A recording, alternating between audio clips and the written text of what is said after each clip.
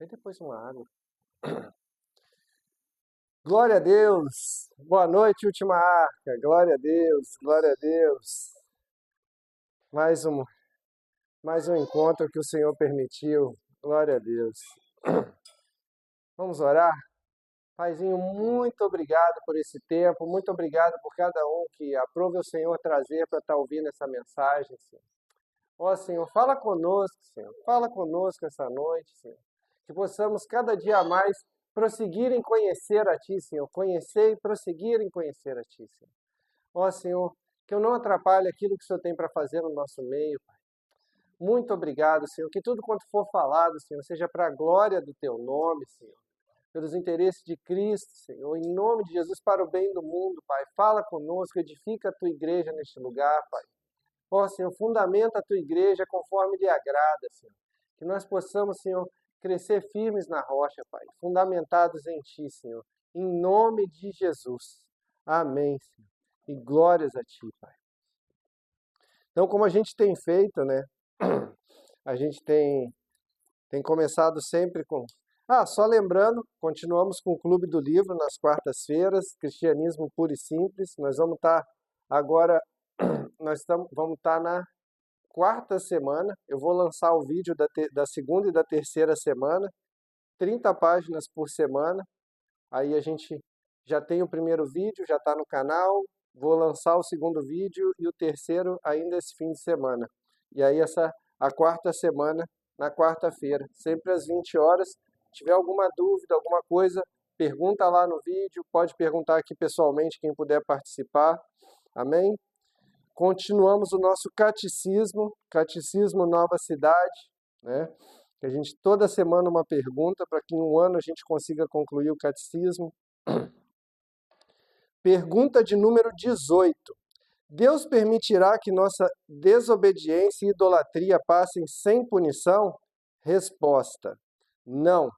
Todo pecado é contra a soberania, a santidade e a bondade de Deus, e contra a sua justa lei. E Deus se ira com justiça quando cometemos pecado e os punirá por seu justo juízo, tanto nesta vida quanto na vindoura. Versículo para reflexão. Efésios 5, 5 e 6. Porque bem sabeis isso, que nenhum devasso, ou impuro, ou avarento, o qual é idólatra, tem herança no reino de Cristo e de Deus. Ninguém vos engane com palavras vãs, porque por essas coisas vem a ira de Deus sobre os filhos da desobediência. Amém. Oração. Justo Senhor, se pensamos que somos bons, enganamo-nos. Merecemos tua ira. Quebramos teus mandamentos e não temos amado a ti de todo o coração, mente e força. Só podemos pedir a justiça de Cristo e pedir que o nosso castigo recaia sobre ele. Amém. Glória a Deus, glória a Deus. Sempre lembrando que no livro tem uma reflexão de um teólogo do passado e da atualidade sobre cada uma dessas perguntas. Então, quem tiver a possibilidade, ele está esgotado, mas você às vezes consegue em sebo, consegue pela internet. É bem legal esse catecismo, esse devocional. Amém?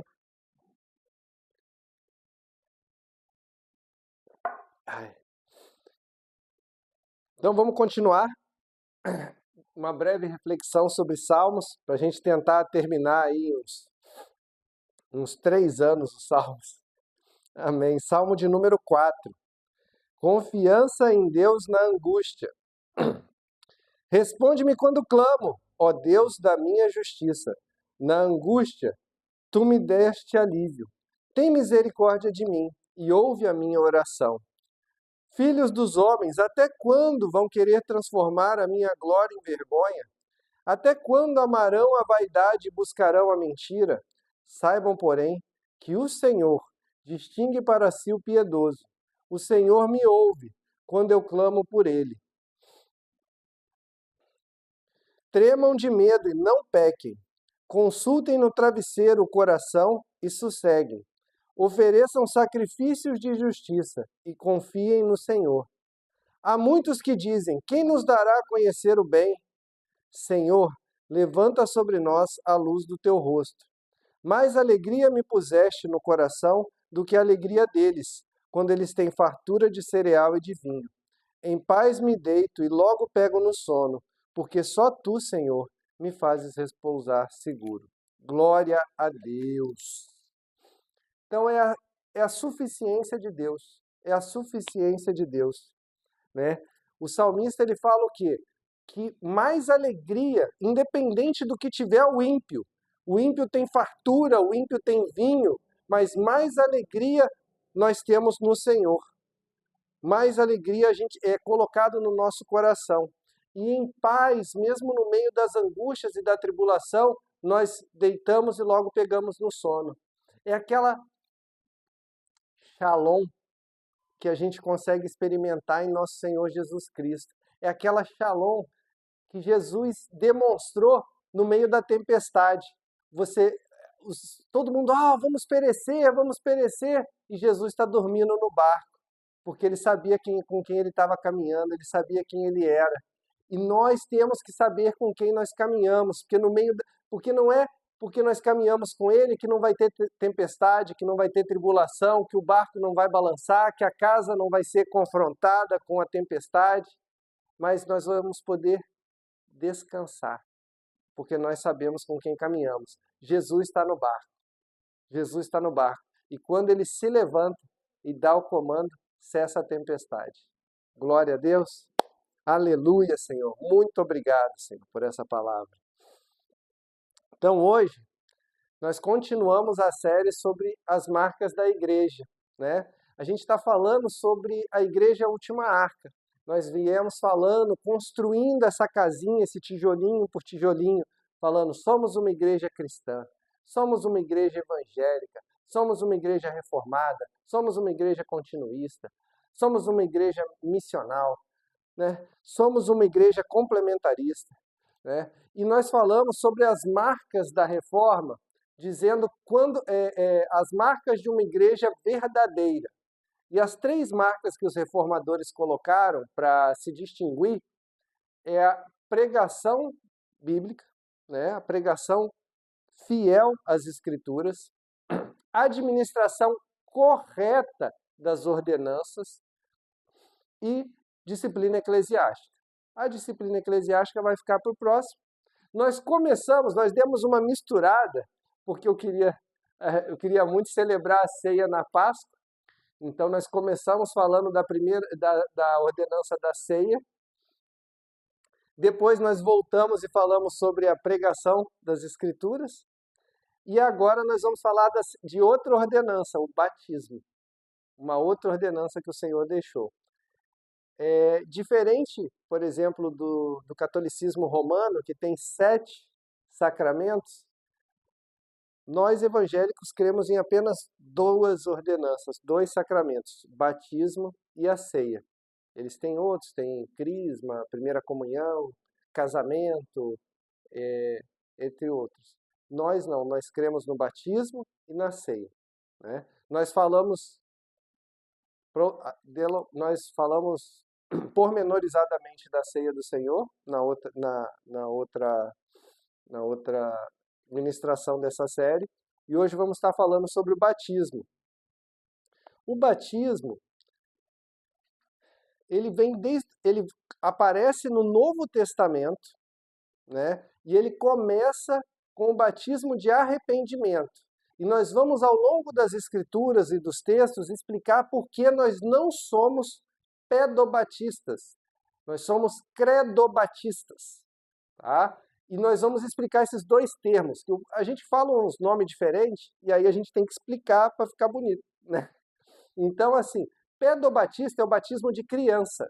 É aquilo assim, se é isso aqui que sela para a salvação, vamos batizar quando nasce para já dar uma garantida, né? Assim fazem os irmãos presbiterianos, né? Assim fazem os católicos, mas nós não vemos esse tipo de coisa nas Escrituras, ter fundamento na Escritura, esse tipo de coisa. E nós vamos explicar o porquê ao longo dessa ministração. Nós somos credobatistas, você batiza a partir do momento que a pessoa crê. A pessoa pode confessar, ela tem condição de confessar, né? E por que disso? De onde que sai essa instrução, né? Então vamos ler os textos, vamos começar de Mateus capítulo 3, porque aí nós vamos falar tanto de João Batista quanto do batismo de Jesus, tá? O batismo, ele é tão sério, tão representativo, tão significativo esse selo, que Jesus, mesmo sem pecado, cumpriu esse sacramento para servir de exemplo para nós, né? E aí tem esse texto. Nós vamos ler a perícope inteira, do 1 ao 17, tá? Eu estou lendo na Nova Almeida atualizada. Naqueles dias apareceu João Batista pregando no deserto da Judéia. Ele dizia: arrependam-se, porque está próximo o reino dos céus. Pois é a João que se refere o que foi dito por meio do profeta Isaías. Vós que clama no deserto, preparem o caminho do Senhor, endireitem suas veredas. João usava uma roupa feita de pelos de camelo e um cinto de couro. O seu alimento eram gafanhotos e mel silvestre. Então os moradores de Jerusalém, de toda a Judéia e de toda a região em volta do Jordão, iam até onde ele estava, e confessando seus pecados, eram batizados por ele no rio Jordão. Quando João viu que muitos fariseus e saduceus vinham ao seu batismo, disse-lhes: raça de víboras, quem deu a entender que vocês podem fugir da ira que está por vir? Produzam fruto digno de arrependimento, e não pensem que podem dizer uns aos outros: temos por pai Abraão, porque eu afirmo a vocês que Deus pode fazer com que dessas pedras surjam filhos a Abraão. E o machado já está posto à raiz das árvores. Portanto, toda árvore que não produz bom fruto é cortada e lançada ao fogo. Eu batizo vocês com água para arrependimento, mas aquele que vem depois de mim é mais poderoso do que eu, do qual não sou digno de carregar as sandálias. Ele os batizará com o Espírito Santo e com fogo.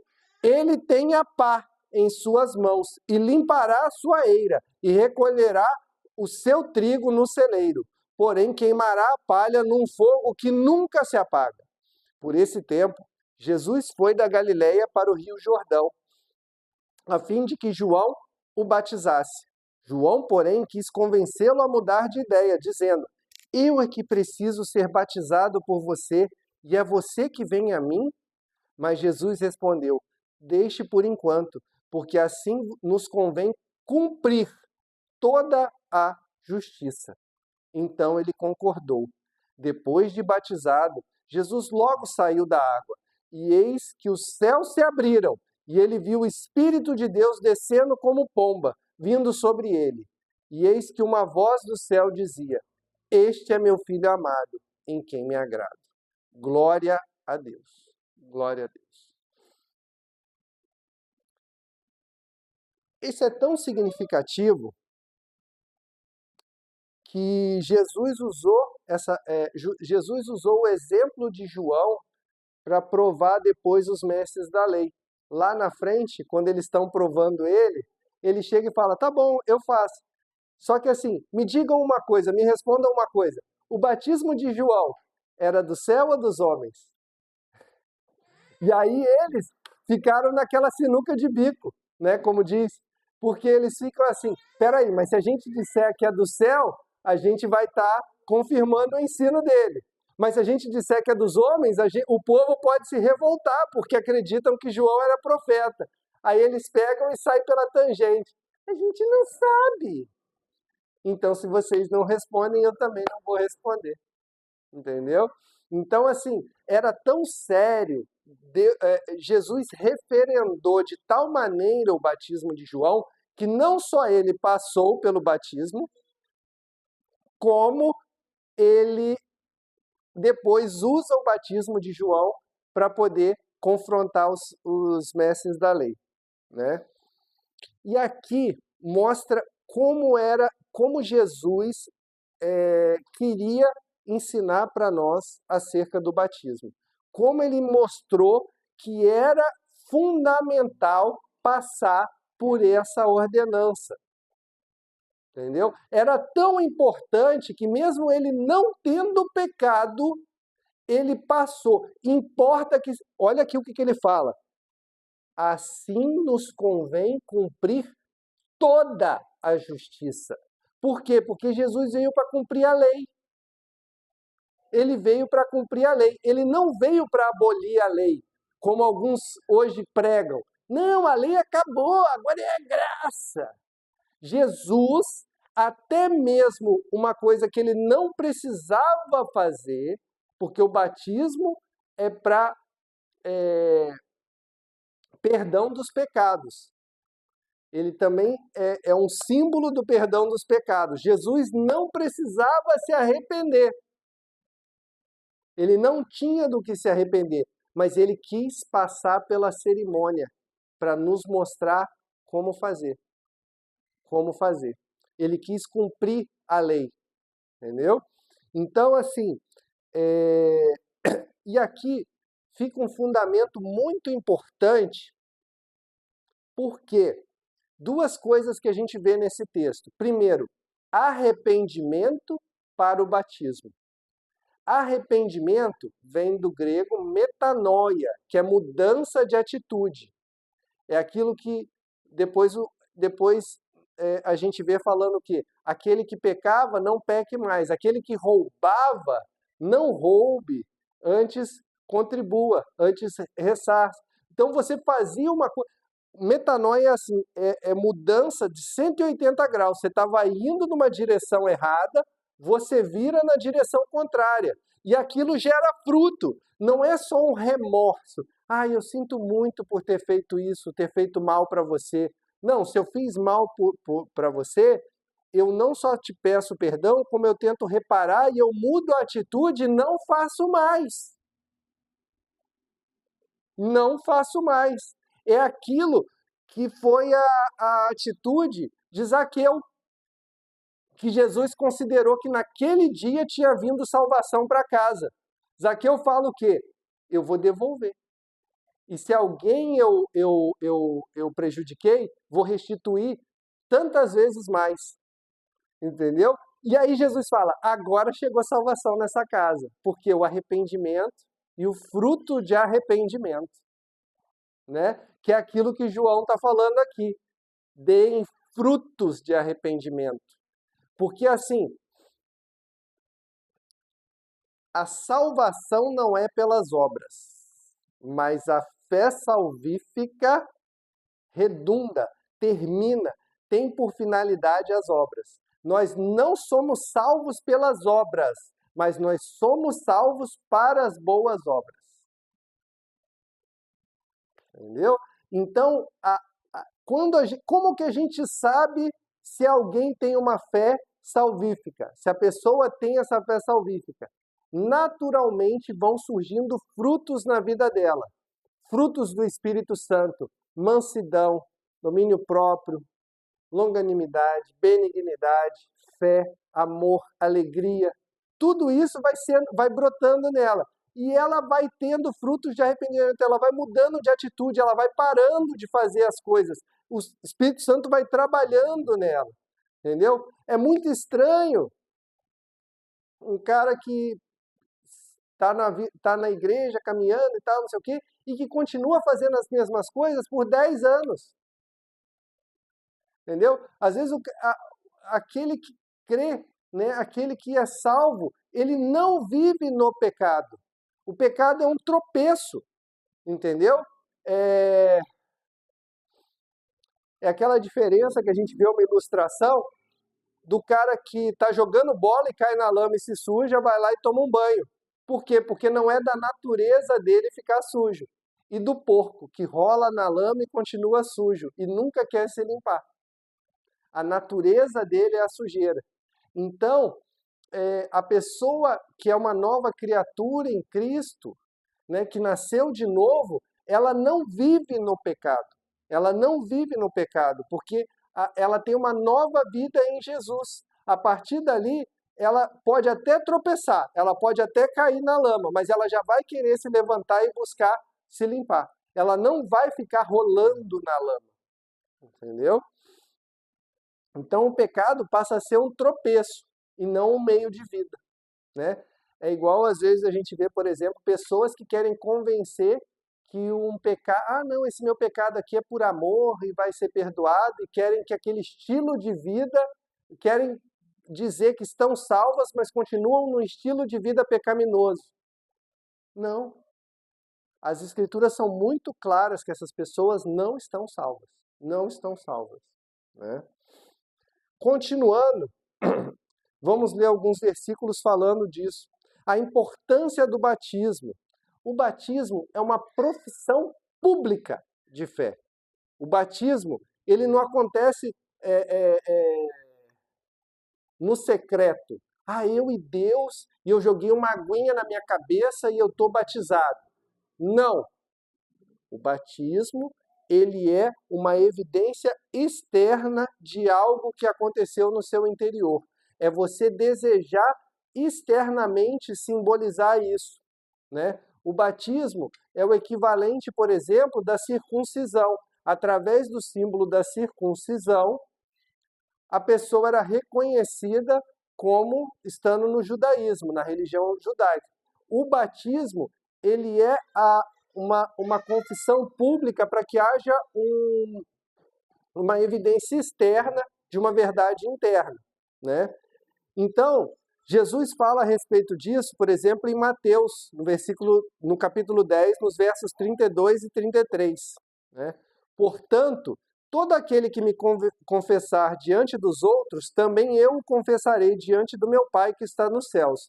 Mas aquele que me negar diante das pessoas, também eu o negarei diante do meu Pai que está nos céus. Então é a confissão pública. E isso vai falar depois. Paulo vai ecoar esse ensino de Jesus em Romanos, né? Em Romanos, no capítulo 10, versos 9 e 10.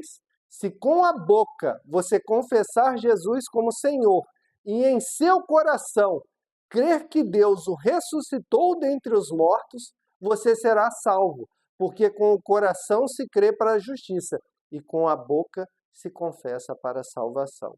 Glória a Deus. Então, a confissão, Jesus mesmo fala que a boca fala do que está cheio o coração. Então, a confissão pública é uma evidência externa de uma realidade interna. O seu coração está cheio disso, você creu em Jesus. Por isso que é credo batista.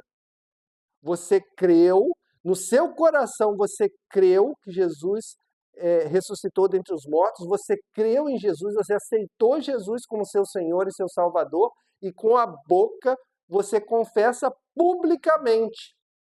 É importante isso, é um evento público. Por isso que essa é a porta de entrada na membresia da igreja. Por isso que e quando você faz isso diante da congregação, diante da igreja, é aquela cerimônia. Por isso que a gente se alegra, porque a gente está recebendo alguém no corpo de Cristo. É mais um membro da família que está entrando para a família, né? Então é publicamente acontecendo. É como se fosse, sei lá, o nascimento de um bebê. A gente se alegra porque ele está chegando na família, né? E isso é um mandamento. Jesus, quando fala para pregar, ele complementa dizendo que é para batizar. Uma coisa atrelada na outra, entendeu? Em Marcos e em Mateus, na grande comissão, Jesus linka as duas coisas. Ele fala, pregue e batize, pregue e batize, pregue e batize. E isso vai ecoar em Atos, que os discípulos pregavam e batizavam, né? Então, vamos ver agora o próprio Jesus dando essa ordem. Em Marcos, né? Esse é um texto controverso, porque é o texto longo de Marcos, né? Que é contestado, mas ele ecoa a Mateus, que não tem nenhuma contestação. Então, não tem por que a gente não pensar que isso veio do Senhor. Então, em Marcos, no capítulo 16, uma hora que a gente estiver conversando sobre teologia, mas a gente fala sobre isso. Mas em Marcos, no capítulo 16, versos 15 e 16, e disse-lhes, vou esperar o pessoal abrir, Que hoje eu vi que tá todo mundo armado, pô, fiquei feliz, cara, que às vezes eu fico falando aqui os versículos e eu tenho tudo aqui já no tablet e tal, não sei o quê, mas hoje, pô, daqui a pouco até eu vou procurar isso pra gente poder estar lendo. Quer ler? Não, eu tenho que ler porque senão não grava. Eu preciso 16, versos 15 e 16. E disse-lhes: Vão por todo o mundo e preguem o evangelho a toda criatura. Quem crer e for batizado será salvo. Quem, porém, não crer será condenado. Eu gosto muito da versão que diz já está condenado. Eu gosto dessa versão. Eu acho que o entendimento fica mais claro, tá? Porque não creu no unigênito Filho de Deus. Quem crer já está condenado. Na verdade, não é uma versão, é um outro texto que fala isso. Que quem crê, eu acho que está em João isso, mas é logo no início. Deixa eu só confirmar. Não está aqui nos textos que eu separei, mas assim, se eu não me engano,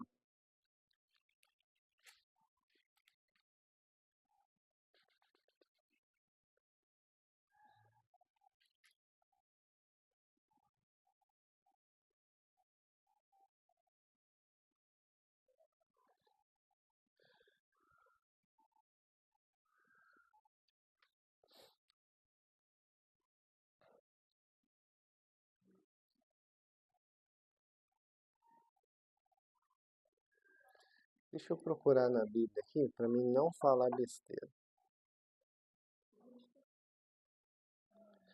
Mas assim, o mais importante dessa questão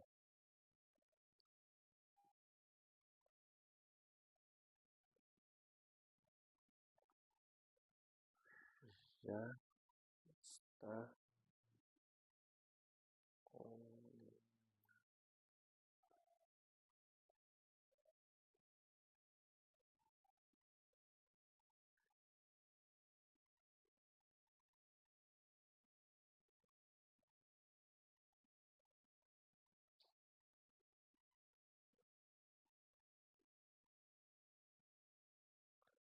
Enfim, depois eu procuro com calma. Mas o quem não crer já está condenado, por quê? Porque a condenação já veio antes, é porque ele não saiu do pecado. Ele já está condenado. Não é porque, e o pecado dele foi não aceitar Jesus. Entendeu? Não, ele já estava condenado porque ele já estava condenado pela vida pecaminosa, por estar afastado de Deus e tal. Quem crê sai dessa condenação, tem a possibilidade de sair da condenação. Entendeu? Mas quem não crê já está condenado. Né? É, deixa eu ver aqui.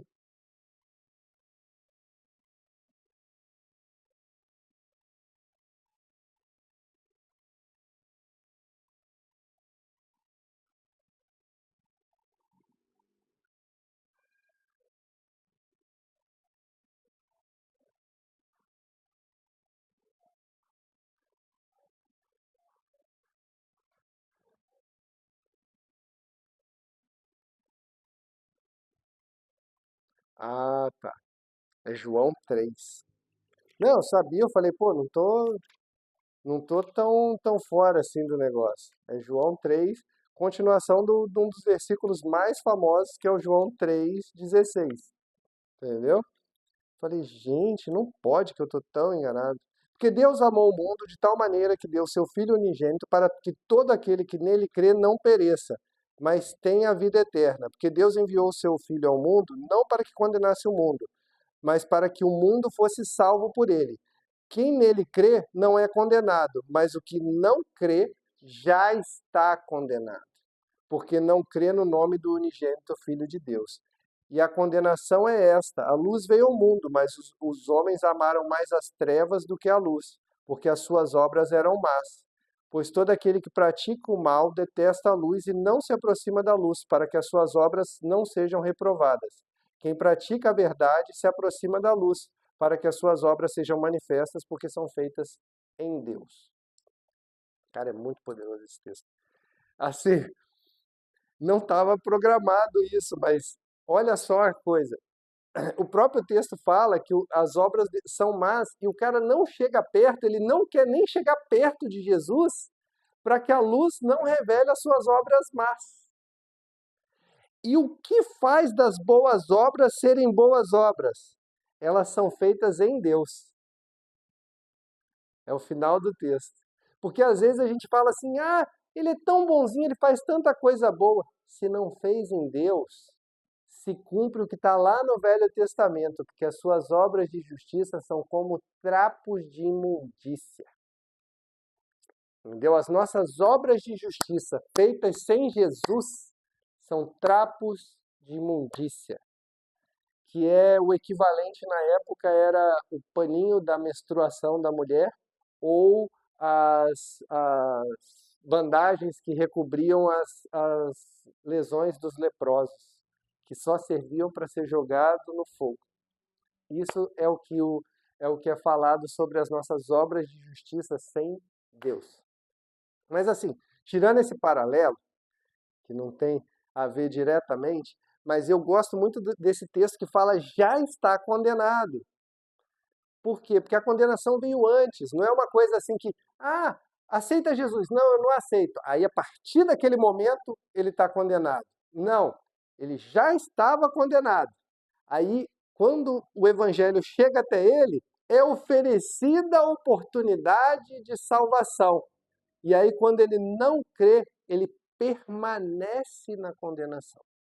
Esse é o sentido da coisa, tá? Então, quem crê e for batizado será salvo, quem, porém, não crê já está condenado. Agora, Mateus 28, para ecoar esse texto. Mateus 28, 19 e 20. Cara, estou muito feliz, todo mundo armado com espada. Pá. Isso é legal.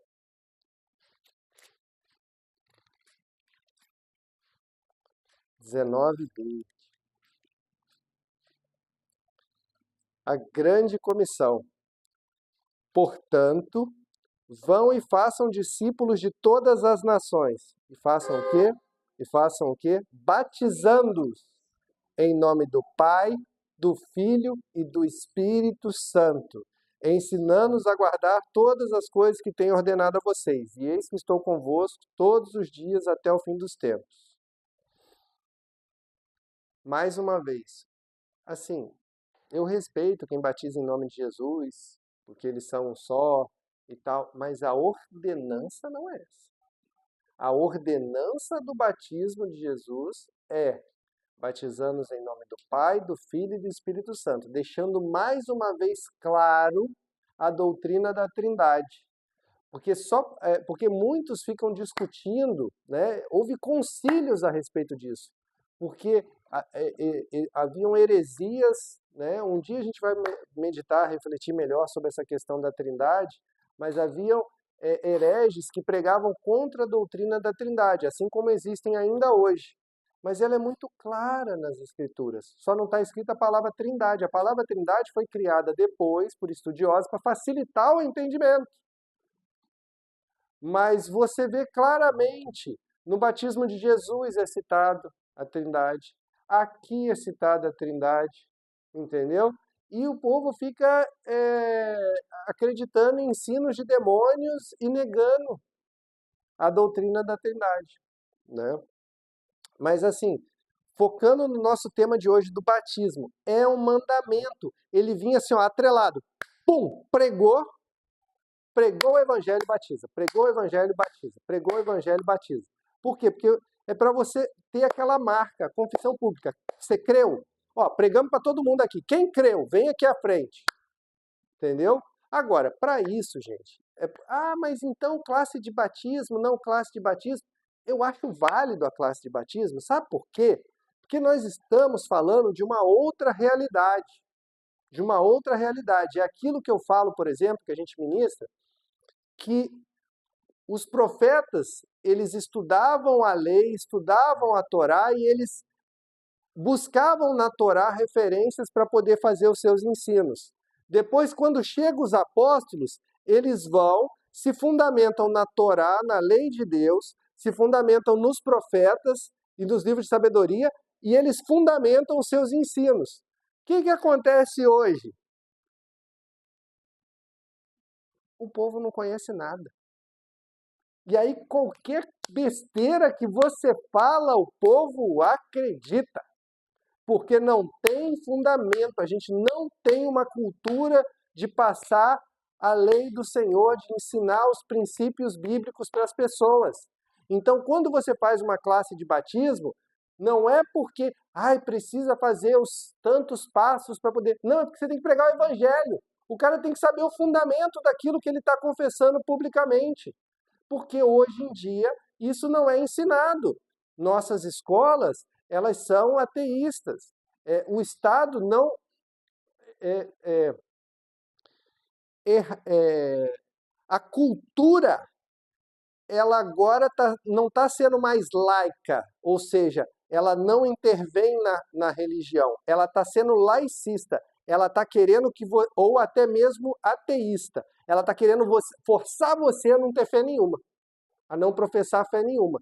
E a partir do momento que todo o ensino que a pessoa recebe é com esse fundamento, ela não tem fundamento nenhum nas escrituras, e aí quando você prega o evangelho, você precisa criar esse fundamento para a pessoa saber no que ela está crendo, no que ela está confessando, entendeu? Porque hoje em dia a pessoa não tem esse arcabouço, a família não ensina para ela, a escola não ensina para ela, as igrejas também não estão ensinando para ela.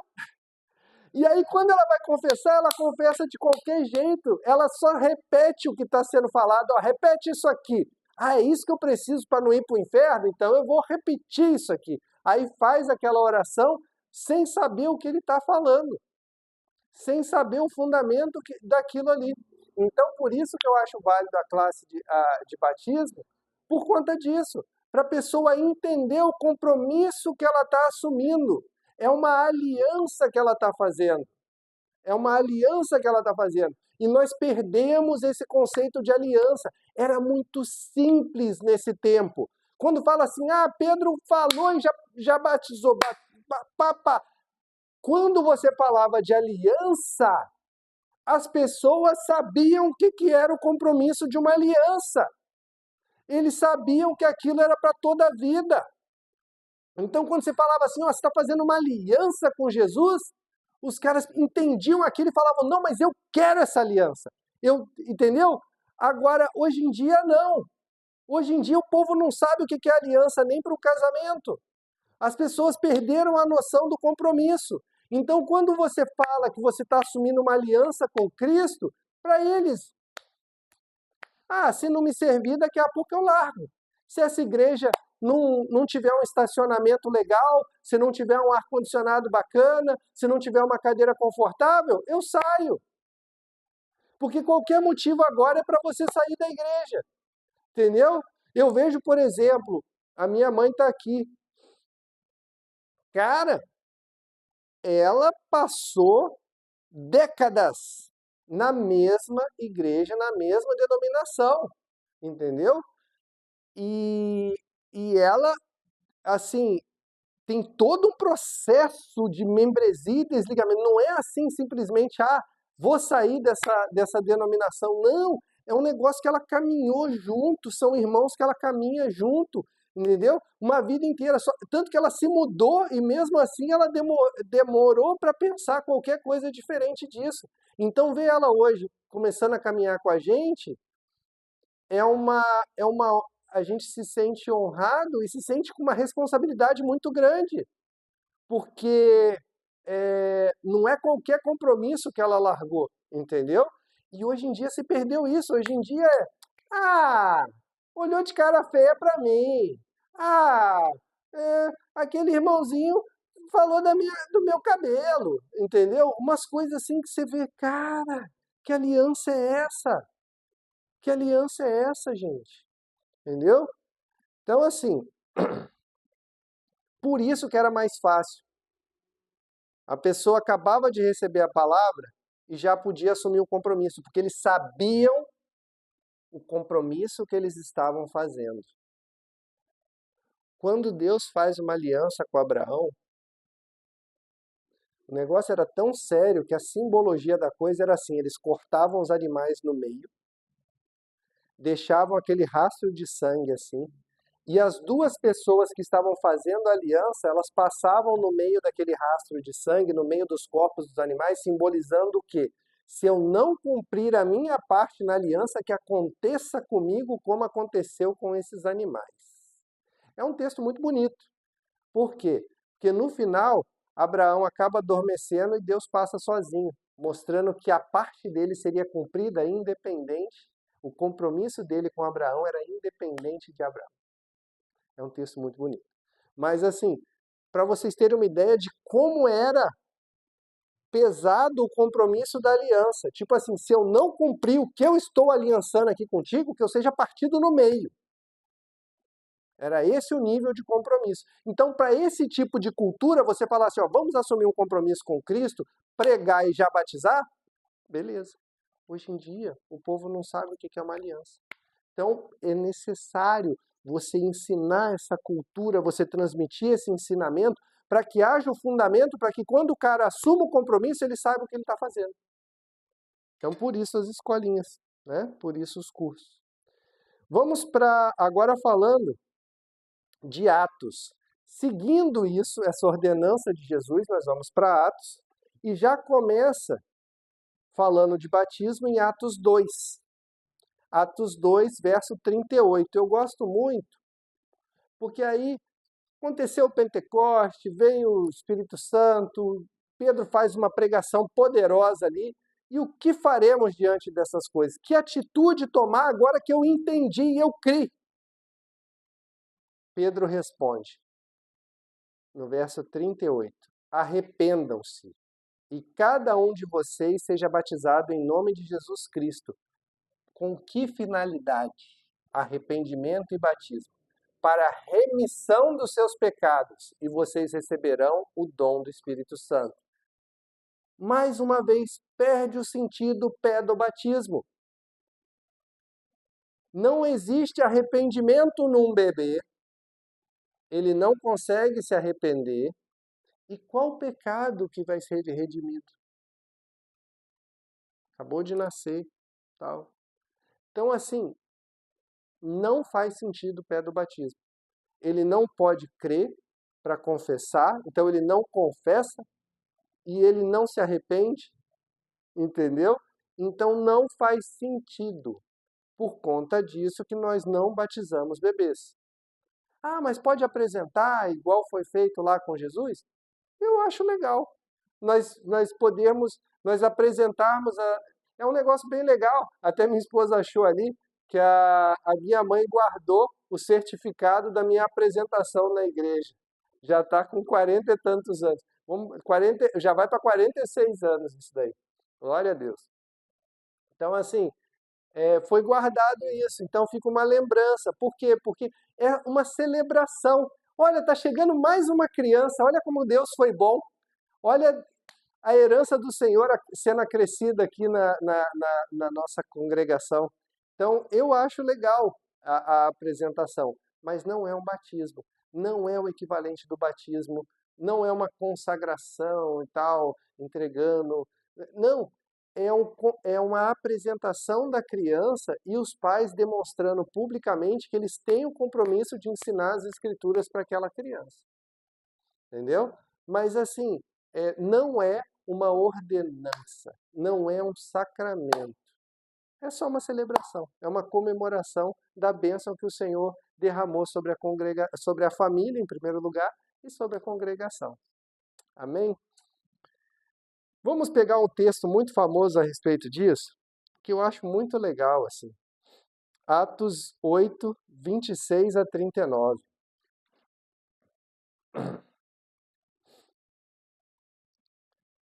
Um anjo do Senhor disse a Filipe, vou esperar o pessoal abrir. Levante-se e vá para o sul, no caminho que desce de Jerusalém a Gaza. Este se acha deserto. Filipe se levantou e foi. Havia um etíope eunuco, alto oficial de Candace, rainha dos etíopes, o qual era superintendente de todo o seu tesouro. Ele tinha vindo a adorar em Jerusalém, estava regressando ao seu país. E assentado na sua carruagem, vinha lendo o profeta Isaías. Então O Espírito disse a Filipe: aproxime-se dessa carruagem e acompanha. Correndo para lá, Filipe ouviu que o homem estava lendo o profeta Isaías. Então perguntou: o senhor entende o que está lendo? Ele respondeu: como poderei entender se ninguém me explicar? E convidou Filipe a subir e sentar-se ao seu lado. Ora, a passagem da escritura que ele estava lendo era essa: foi levado como ovelha ao matadouro, e como um cordeiro mudo diante do seu tosqueador, ele não abriu a boca. Na sua humilhação, lhe negaram justiça. Quem poderá falar da sua descendência? Porque a vida dele é tirada da terra. Então, o eunuco disse a Filipe: peço que me explique a quem se refere o profeta. Fala de si mesmo ou de outra pessoa? Então Filipe explicou. E começando com essa passagem da Escritura, anunciou-lhe a mensagem de Jesus. Seguindo pelo caminho, chegaram a certo lugar onde havia água. Então o eunuco disse: eis aqui a água. O que impede que eu seja batizado? Filipe respondeu: é lícito, se você crê de todo o coração. Então ele disse: creio que Jesus Cristo é o Filho de Deus. Então mandou parar a carruagem. Ambos desceram à água. Filipe batizou o eunuco. E quando saíram da água, o Espírito do Senhor arrebatou Filipe. E o eunuco não o viu mais. E este foi seguindo o seu caminho, cheio de alegria. Glória a Deus. Eu já vi várias pregações, eu acho esse texto muito legal. Um dos pontos que eu mais gosto dele é como os primeiros discípulos faziam. Eles pegavam qualquer ponto da Escritura e apontavam para Cristo. É isso que a gente tem que fazer. Quando a gente está lendo o texto, o que aquele texto aponta para Jesus? Porque a gente, assim, qualquer texto apontar. Hoje em dia, você não tem cultura de Bíblia, o povo não lê a Bíblia. Então, quem hoje pode chegar num texto, entendeu? Não estou falando de pastores, porque assim, tem pastores que também não conseguiriam fazer isso, muitos, infelizmente. Mas, nessa época, Filipe era diácono, era evangelista. Ele não era. Então, assim, e ele, partindo de Isaías, pregou Jesus. E pregou de forma tão completa que ele pregou até o batismo. Não tinha batismo no texto, mas ele pregou de tal forma que no final, eu quero ser batizado, olha ali a água. E o cara já sabia, isso numa viagem. Numa viagem. O cara já sabia que era importante ser batizado. E ele confessa: creio que Jesus é Senhor. Creio. É lícito se tu crês de todo o coração. Creio em Jesus. E aí ele foi batizado. Entendeu? Então, assim, foi pregado todo o Evangelho. Hoje em dia fica fragmentando. Não fala do pecado, não fala do arrependimento, não fala da necessidade de salvação, não fala do inferno. Jesus foi quem mais pregou sobre o inferno. Foi quem mais falou. A doutrina do inferno é fundamentalmente ensino de Jesus. E o povo quer falar sem falar disso. Quer falar do evangelho sem falar de cruz. Entendeu? E aí, depois não entende por que a pessoa, por exemplo, o jovem sai da igreja quando vai para a universidade. Não tem fundamento. Vem qualquer marolinha, não precisa nem vir uma tempestade, não. Qualquer marolinha o cara já derruba a casa. Não tem estrutura. Fica só na salinha dos adolescentes, fazendo joguinhos bíblicos para poder medir conhecimento, mas não tem fundamento nas escrituras. Não tem cultura de evangelho sendo implementada. Quando a gente vê, por exemplo, igual a gente viu no outro culto, que quando Neemias prega, quando Esdras, está no livro de Neemias, Esdras prega na consagração do templo, participou todos aqueles que tinham condição de entender. É criança, mas já tem condição de entender, participa do culto. Não tem esse negócio de ficar brincando para distrair. Participa do culto. Porque tem que incutir na criança a palavra do Senhor. Ela precisa aprender. Porque aí você gera cultura. E aí quando vai tomar uma decisão, não é uma decisão baseada na emoção. Não é porque a música emocionou. e aí fica repetindo Yeshu, Yeshu, e aí fica aquele mantra, e aí o cara fica emocionado com uma luzinha e uma fumacinha, e ele, eu aceito. Não, o cara entende o compromisso que ele está fazendo, e ele vai lá convicto da decisão que ele está tomando. Né? E o batismo é uma representação. Quando você está sendo mergulhado nas águas, você está participando com Jesus da sua morte, e quando você está levantando, você está sendo ressurreto para uma nova vida em Cristo. E como que isso é demonstrado nas Escrituras? Um exemplo é Colossenses 2, versos 12 a 15.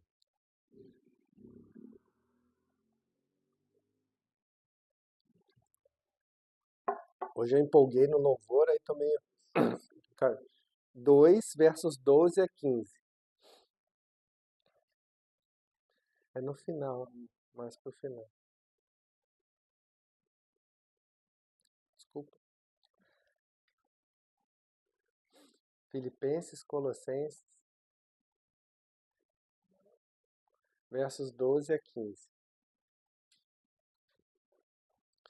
Tendo sido sepultados juntamente com ele no batismo, no qual vocês também foram ressuscitados por meio da fé no poder de Deus que o ressuscitou dentre os mortos. Quando vocês estavam mortos em seus pecados e na incircuncisão da carne, ele lhes deu vida, juntamente com Cristo, perdoando todos os nossos pecados, cancelando o escrito de dívida que era contra nós e que constava de ordenanças, o qual nos era prejudicial. Removeu-o inteiramente, cravando-o na cruz e despojando os principados e potestades, publicamente os expôs ao desprezo, triunfando sobre eles na cruz. Amém? Então aqui Paulo deixa muito claro que no batismo a gente participa da morte e da ressurreição, e é um ato público. Assim como a crucificação e a ressurreição foram públicas, para quê? Para expor, né, e triunfar publicamente, né, sobre os principados e as potestades. Então é um ato público, é um ato para mostrar para as pessoas, tanto que é legal você convidar pessoas não crentes para participar do ato do batismo. Porque é uma pessoa confessando publicamente, não é um negócio fechadinho aqui. Ah, vamos fazer escondidinho aqui e tal, só nós e tal, não sei o quê, entendeu? Teve um caso, bom, teve um caso bem emblemático numa igreja que eu participei, que que ele foi confrontado, o pastor, justamente por conta disso, porque uma pessoa que vivia deliberadamente no pecado, ela queria ser batizada só para dizer que a igreja batizava pessoas que estavam naquele tipo de pecado específico. E ele falou: não, eu quero batizar, por que eu não posso batizar e tal? Aí o pastor pegou e fez o inverso, chegou e falou: então tudo bem, a gente vai fazer o. A gente pode fazer o seu batismo, então. Vamos orar, vamos fazer, vou te passar os ensinamentos, e aí a gente vai fazer numa piscina lá na casa, assim, com o nosso grupo. Aí ele, ah, não, eu quero para gravar lá no culto. Ele falou assim, com que coração que você está fazendo isso, né? Você só quer aparecer nas redes sociais e falar que uma igreja, ou você está realmente se arrependendo, quer mudar suas atitudes e quer ter uma nova vida com Cristo, né? E aí o cara pegou e balançou e até caminhou um tempo depois e acabou se afastando, porque ele preferiu, como diz o texto dele, ele preferiu viver nas trevas e que as suas obras eram más. Ele não quis trazer para a luz e não quis mudar de atitude, entendeu? Então, assim, você vê que até isso hoje a gente tem que se atentar, porque com esse advento das redes sociais e tal, às vezes as pessoas querem só fazer confusão no meio cristão. Também em Romanos, só para terminar, o último texto, depois nós vamos ver um texto que eu achei muito bacana, que o pastor, que é meu professor, pregou lá na igreja dele, eu achei bacana, sobre a questão do batismo e da membresia. Então, Romanos, capítulo 6, verso de número 4. também fala dessa simbologia do batismo, da morte e ressurreição.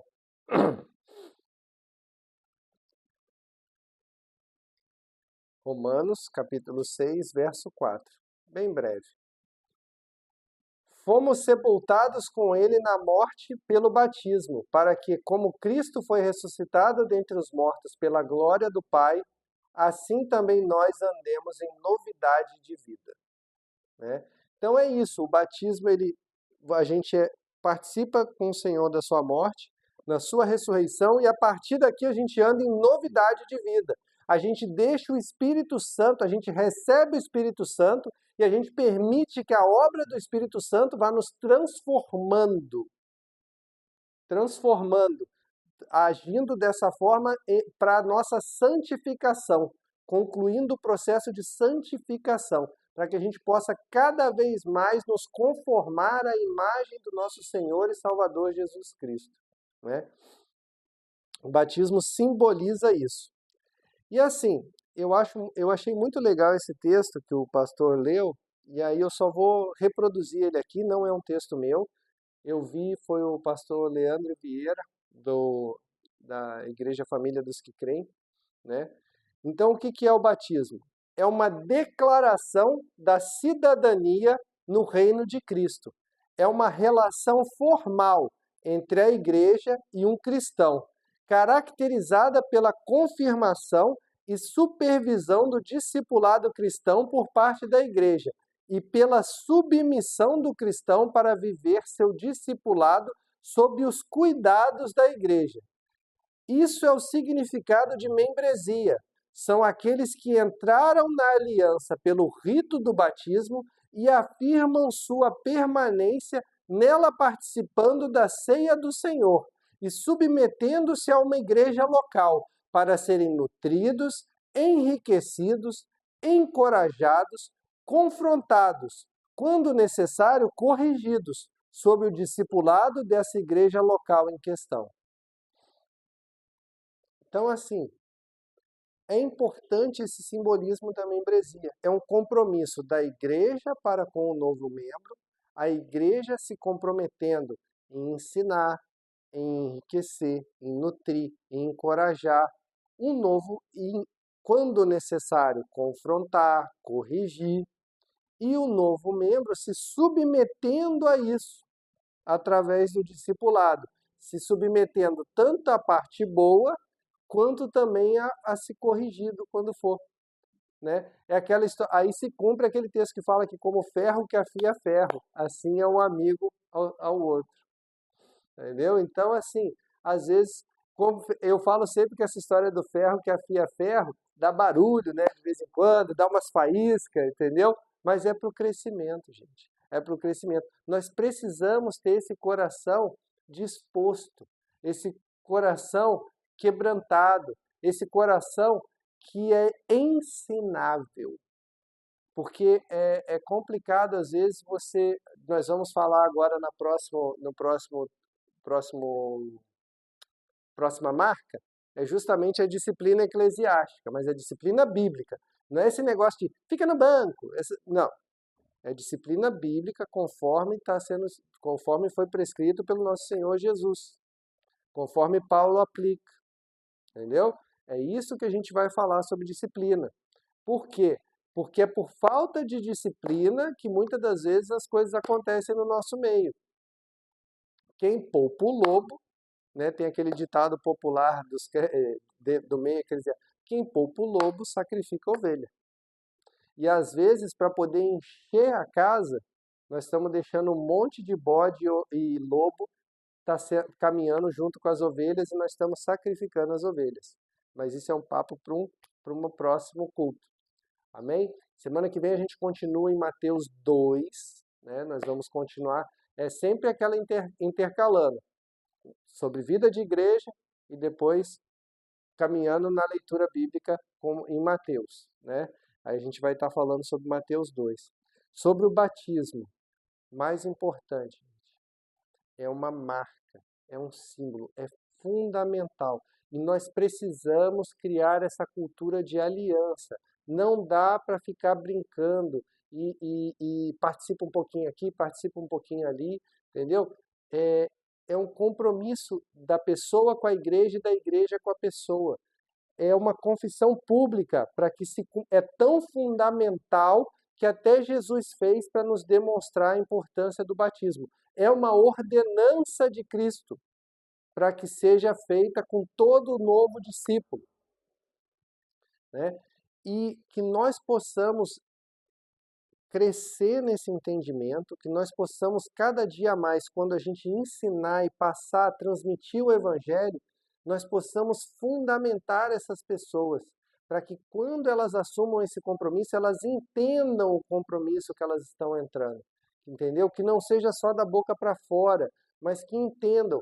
Por quê? Porque isso pode fazer diferença na eternidade. Isso é o que vai fazer diferença na eternidade dela, o entendimento desse compromisso. Entendeu?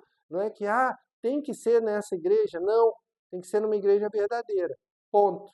Entendeu? Não tem que ser aqui, não tem que ser acolá. Não, tem que ser numa igreja verdadeira e tem que ser com compromisso. Não pode ficar, como fala também, homem de ânimo dobre, que é inconstante em todos os seus caminhos, né? Não, a gente tem que ser constante no Senhor. A gente tem que ser perseverante. Vai ter problema? Vai. Aonde junta a gente tem problema. Aonde junta a gente tem confusão. Aonde junta a gente vai ter o ferro que afia ferro. Entendeu? Mas o que nos une é maior do que essas coisas. É isso que nós precisamos ter consciência. Amém? Glória a Deus. Pai, muito obrigado por esse tempo, muito obrigado, Senhor, por esse entendimento, por esses ensinamentos, que nós possamos crescer nisso, Senhor, que nós possamos caminhar, que nós possamos gerar uma cultura, que as pessoas possam cada dia mais entender o Teu Evangelho, a Tua boa nova, Senhor. Ó, Senhor, fala com aqueles que não puderam vir, fala com aqueles que vão receber essa mensagem depois, Senhor, através das redes sociais, Pai, mas que cada dia mais pessoas possam ouvir a Tua mensagem, seja aqui, seja através de outras congregações. Não importa, Senhor, mas que o Teu reino avance nesse lugar, que o Teu reino avance nesse estado, nesse país, Senhor, e até fora do país, Senhor. Ó, Senhor, visita os missionários, Senhor, onde quer que estejam, Senhor. Visita as igrejas que estão sendo plantadas, visita os nossos irmãos, Senhor. Ó, Senhor, fala, Senhor, na igreja perseguida, Senhor. Dá livramento, Senhor. Que eles possam, no meio da tempestade, descansar em Ti, Senhor, porque o Senhor está no barco. Pai, muito obrigado por esse tempo, Senhor. Despede-nos agora, Senhor, mas que nós possamos estar junto contigo, Senhor, passar uma semana na Tua presença, Senhor, e nos reencontrar alegremente na semana que vem. Em nome de Jesus. Amém. Que o amor de Deus, que a graça de nosso Senhor e Salvador Jesus Cristo e a doce comunhão do Espírito Santo permaneça conosco. Em nome de Jesus. Amém. E glória a Deus.